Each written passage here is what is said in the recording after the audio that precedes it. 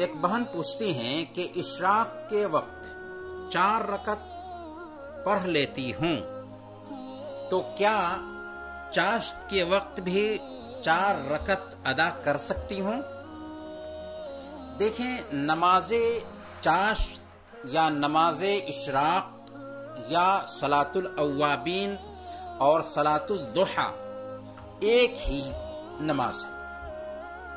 سنن ابن ماجہ کی روایت ہے، اللہ کے رسول صلی اللہ علیہ وسلم نے ارشاد فرمایا، لا يحافظ على صلاة الضحى الا اواب وهي صلاة الاوابین، کہ نماز اشراق کی حفاظت اللہ کی طرف پلٹنے والا ہی کرتا ہے اور یہی صلاة الاوابین ہے۔ تو گویا کہ صلاۃ الضحیٰ ہی صلاۃ الاوابین ہے۔ اگر ہم اس نماز کو سورج کے نکلنے کے 15-20 منٹ کے بعد ادا کرتے ہیں تو اسے ہم اشراق کی نماز کہیں گے، صلاۃ الضحیٰ کہیں گے۔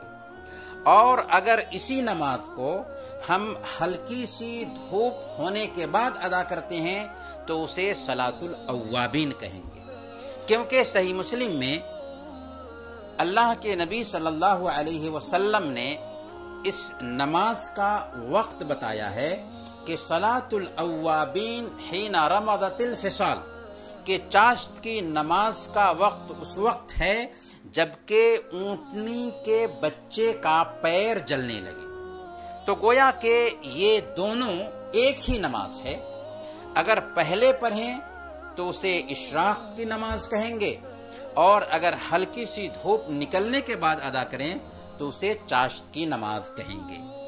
اور اس نماز کی رکعتوں کی تعداد 2 سے لے کر کے 8 رکعت تک ہے، چاہے تو پہلے وقت میں پڑھیں چاہے تو آخری وقت۔